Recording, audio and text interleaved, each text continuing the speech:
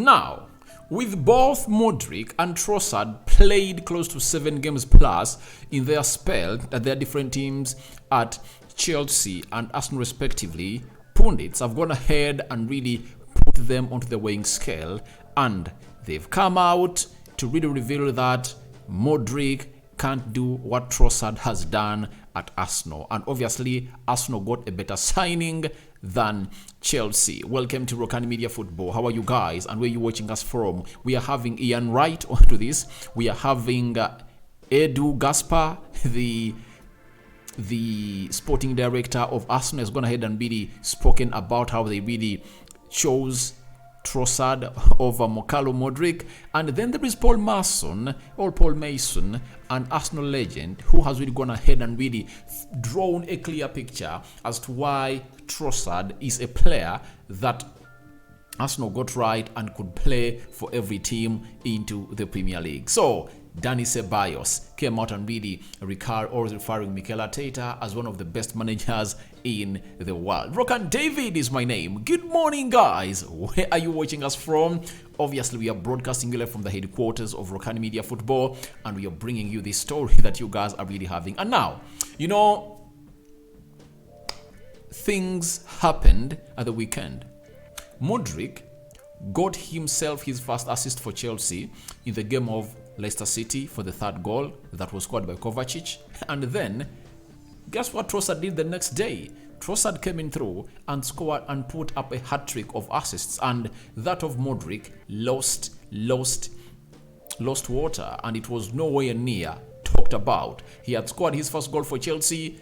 It was ruled out because he was offside. That is Mudryk for you. But for Leandro Trossard, he has scored 1 goal for Arsenal and he has some 5 assists onto him. And that has gone ahead to really provoke the former Arsenal legend known as Ian Wright, to come out and really tell us that Arsenal didn't get Mudryk, and that might be the best thing that happened to them.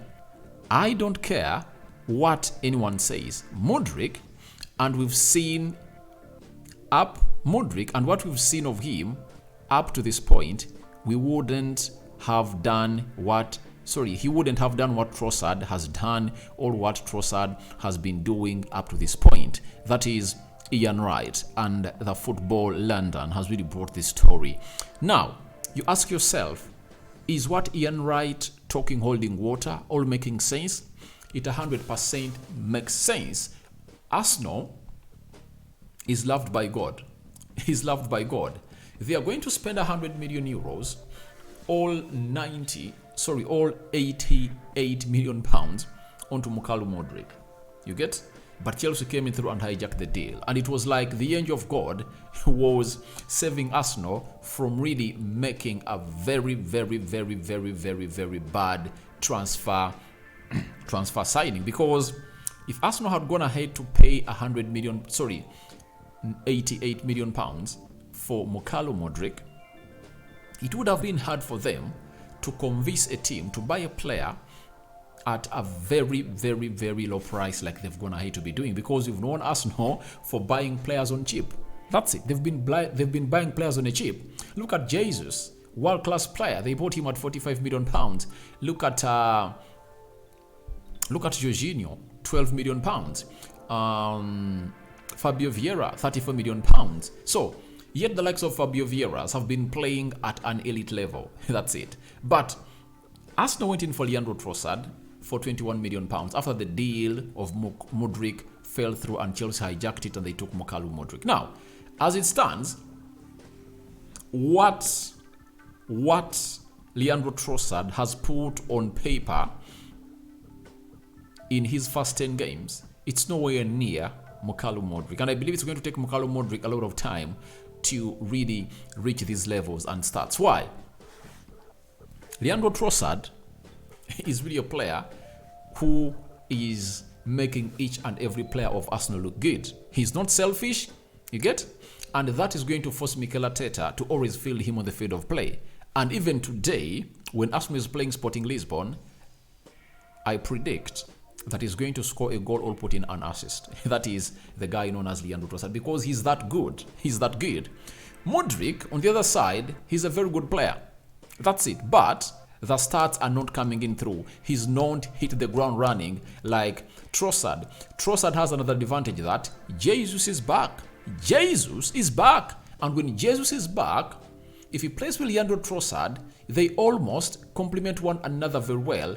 I see a lot of communication and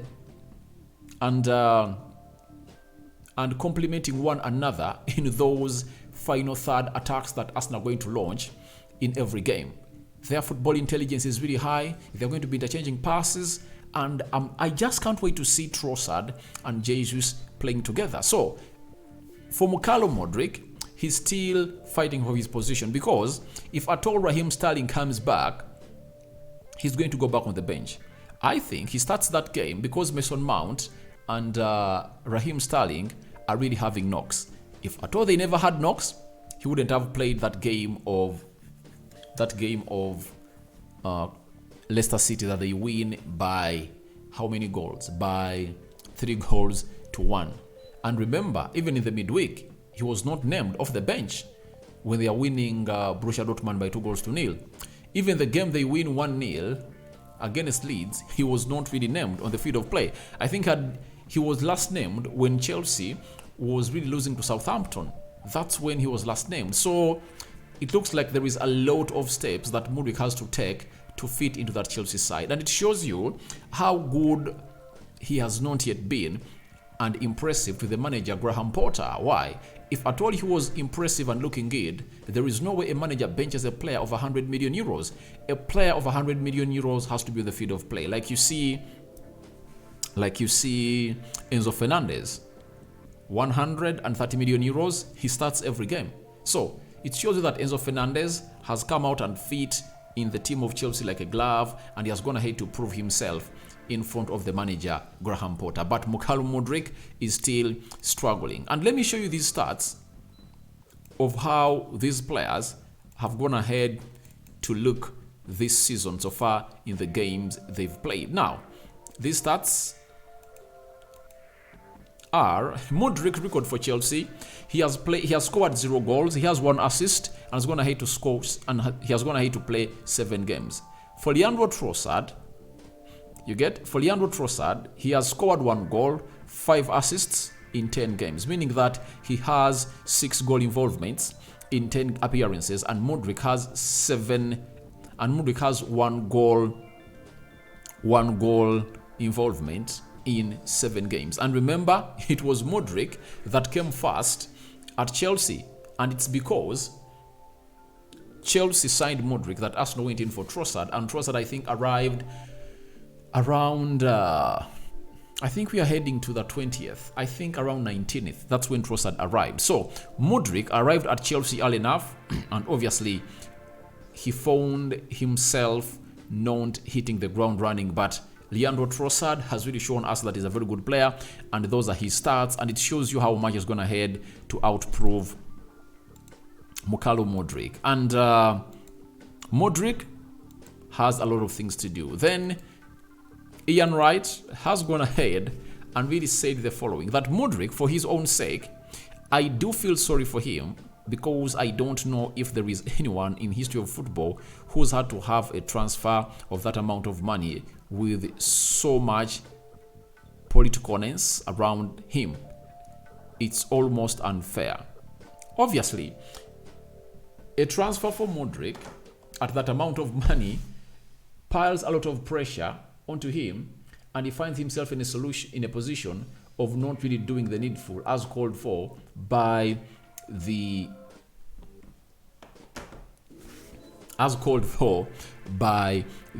transfer fee that was really put on his head. I think Chelsea got it wrong, and I think it's going to take Chelsea a lot of things to really prove this transfer right and to prove us wrong, because that transfer, that amount of money is really affecting the player, and he has not been playing in even the top 6 leagues in Europe. He has been playing at Shakhtar Donetsk. You get? So to me, it comes to my understanding that the player and his agent were sold a dream or a lie, because when you look at Mikel Arteta, he had the best plan for this player. He had been scouting the player since last summer, and the whole of last summer they were all in for the player, and they thought that maybe in the January transfer window he'll be cheap to get the player, but obviously the price just multiplied by 2. They really inquired about Mudryk in the summer transfer window of 2022. They told them that he could go for 50 million euros, and when they really went ahead to go back in January, they called for 100 million euros, and Chelsea fell victim of the deal. And for Shakhtar, they are celebrating because for them they have the money, and Chelsea is really suffering with the player known as Mudryk. Now, Paul Mason, he's one of the Arsenal legendaries that played the game, has gone ahead and told us that Trossard looks like another sublime piece of business. It's a snip at just 27 million pounds. He could play for City in my book. He's that talented. An unbelievable signing for 27 million pounds. When his agents say to him he's going to Arsenal for that fee, he must have thought that all I'm worthy, is that all I'm worthy? He could go in the City team on Tuesday and you wouldn't know any different. He's that. So he's trying to explain to us how special Leandro Trossard is and the amount of money that Arsenal got him for. He's like trying to paint a picture that was an absolute steal, but we all knew that the player had really fallen out with the manager of Brighton. That is the manager of Brighton, that is De Zerbi, and obviously they wanted him out because they wanted their dressing room to be intact. So as it stood, they really sold him that amount of money, but he's calling him a sublime piece of business. Obviously, this guy is a sublime piece of business, and if at all you were to really see what he's doing at Arsenal, he's really making them better, and he's a versatile player. He can play as a central attacking midfielder, a false number 9, and a left forward, or a left attacking midfielder.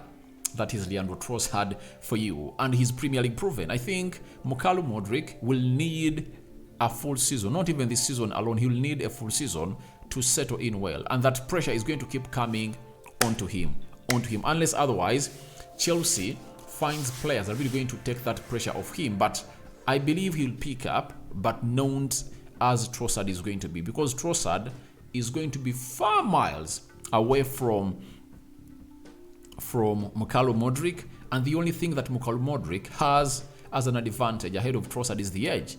Trossard is 27, 28. Mudryk is 22 years of age. So there is an age difference of 6 years, meaning that all what Trossard has done, if at all Mudryk spends one season at Chelsea and really proves himself, he can come in through and really tear the season apart and then rewrite the history again, as we really expected him to be when he joins an elite team into the Premier League. Now, the sporting director, once the technical director of Arsenal, known as Edu, was speaking to Standard Sport, and he was being asked about Trossard and Mudryk. This is what he said, that people were making jokes about our process. I think we were quite clear about all the steps and what we went through. We knew we were going to go through some challenging periods because we had to make some unpopular decisions. Now, one of the unpopular decisions they made was known to really hit 100 million euros as the amount of money that Shakhtar Donetsk was calling in for. The bid they put in for a player called Mudryk was 95 million euros. Chelsea came in through with 100 million euros and they signed the player. All right, they said, let's go in for Leandro Trossard. You get? After Leandro Trossard, let's go in for Jorginho, after really missing out on Caicedo. You remember that scenario? They made a bid of 70 million pounds, and obviously they never found themselves in a position of signing the player because the owner of Brighton said the player is not up for sale. So they made a decision of not signing Vlahovic after they made a decision of not hurrying to bring in a replacement of Aubameyang when Vlahovic snapped them and went to Juventus. They said, all right, Let's play our season. We've not made any replacement. We'll go in for the best replacement in the summer. And obviously they went in for Gabriel Jesus. You tell me Vlahovic and Jesus, I go for Jesus on every day, because I rather a forward who makes all the players around him better than a forward who really just wants those chances to be created for him to go in and really score. So they've made loads of right calls, missing out on Lisandro Martinez, and they got in Zinchenko. So it shows you that they are really getting things right, and they are proving all the nemesis wrong. That is the sporting director of Arsenal, Edu. And lastly, let's talk about Ceballos, who was on loan from Real Madrid at Arsenal, but Arsenal never wanted to get him back. What they did was to really get Martin Odegaard from Real Madrid. Dan Ceballos has gone ahead and said Arteta has everything to be top 3 in the world. I learned new things with him. I anticipated what happened in the matches, what I lived with him. I will hardly live with another coach. He knows what the players need. For me, he'll be one of the best in the world. And I believe Arteta is already one of the best in the world, because if you are topping the Premier League, that puts you in that ilk of the best in the world, because this is not just coming by mistake. Arsenal made a plan, they followed it up, 3-year phase project, and they're already ahead of schedule. What Arsenal needed this season was to go ahead and really go back to the Champions League. They never at any time dreamt like they're going to go ahead and really win the trophy.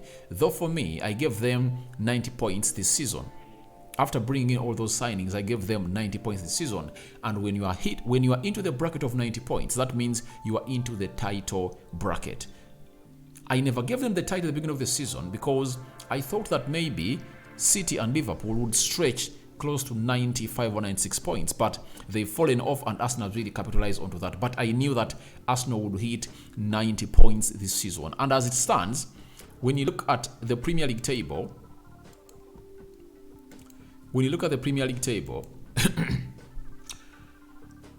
Arsenal has 66 points. They are only left with 24 points to hit 90 points. And they are left with 11 games. You get 11 games, those are 33 points. So if they win 8 games, they will be at 90 points. And I believe they're going to win them because the return of Jesus is not going to leave Arsenal the same. Arsenal is going to elevate and hit a next level of really success and scoring in goals and killing off its opponents immediately. So guys, your thoughts on Mudryk cannot do what Trossard has done for Arsenal are welcome in the comment section below, and Arsenal making a better signing than Chelsea. What are your thoughts about it? Then tell me what you think about Mikel Arteta, Ceballos, who I think spent like 1 season at Arsenal with Mikel Arteta, has confirmed to us that he sees him as one of the best managers in the world. What are your thoughts about it? All that and more into the comment section below. Is Trossard a sublime piece of business as alleged or as assured by the former Arsenal player and is a legend working on Sky Sports, Paul Mason? Flock into the comment section. Tell me what you think about this. I'll be here eagerly waiting for your comments, and obviously we'll see what to do next. Rokani David remains my name. Let's see close to 200 likes on this video. I sign out for now. See you later. May the Almighty Lord enlighten your day. Good morning. Bye bye, my mates.